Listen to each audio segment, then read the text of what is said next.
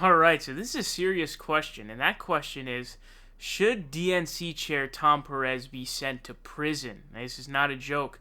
It's a very serious question. Obviously, we have all the COVID stuff that's going on right now, and there were primaries held on Tuesday. All right, there was Arizona, Illinois, and Florida that were held, and Ohio was also scheduled to be held, but in a brutal fight within the state, they did manage to get it delayed.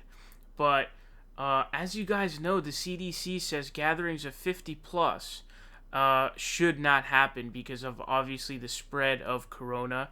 You know, you don't know if you have it, so you could have it and be asymptomatic. And one person, I think in South Korea, it was like patient 31 ended up completely making it into a national, complete catastrophe.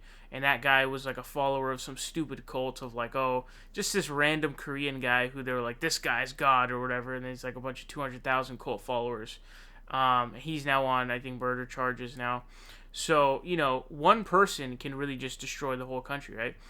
But literally, as there's a pandemic going on, they were like, no, they threaten states if they were to push back their primaries. So, there's a news story out in The Intercept that says, despite promising precautions, Illinois used low-income senior facilities for nearly 50 polling locations Tuesday in Chicago. Half were in public housing projects. So this is a lot because you're talking about not only is this, basically eating into seniors, older people those are the people who are most, they're the ones who got to vote. They're the people who are the most vulnerable to this, right? Who are the people who are most vulnerable to COVID? Older folks, people over the age of 60, right? Even 50. And then we're finding some stuff that even for younger people it can be a problem.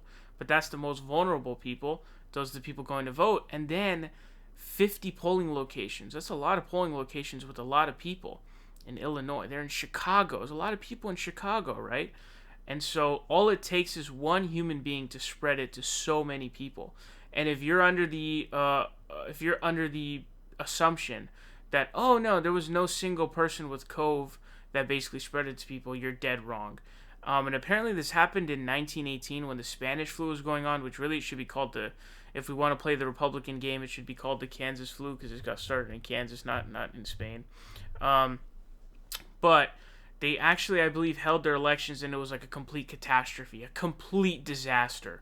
Because obviously it infected a bunch of people.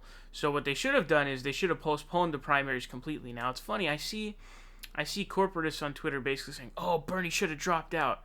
What? Why should he drop out? That doesn't even make sense. End the election before it's even over when the right way to go about it is to postpone it. But also, just if Bernie dropped out, that doesn't automatically end the primaries.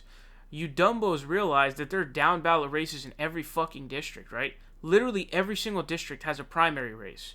These people are so dumb. It's honestly insane. It makes me want to leave the party. But it's just the common sense is just not there.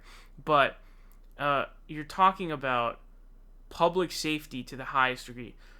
I can't believe the CDC didn't say anything. I'm surprised the CDC didn't come out and put out a message like, yo, DNC should not hold their elections. Democratic Party should not hold their elections. I saw videos. I think it was in Illinois was the video I saw. Long lines. Sure as fuck was not 6 feet in between each of them, which is the guideline to be 6 feet away. Long line of people. Easily 50 people. Easy money. I saw inside over 50 people. Seniors, bro. Seniors, the most vulnerable group of people. Alright? It's estimated 100K people have COVID in Ohio. Which got postponed, but I'm sure it's something similar in states, Illinois and stuff like that. Florida, ooh boy, Florida, not good, folks, not good. So, I think this could be really bad for Tom Perez. This may look bad for him and the DNC as we find out about the amount of people who contracted the COVID and end up in the hospital or dead. He's probably, shaking in his boots as we speak. But I'll be sure to keep you updated on that when it happens, because it's a matter of when, not if. So they'll probably try and bury it, but I don't think they'll be able to, man.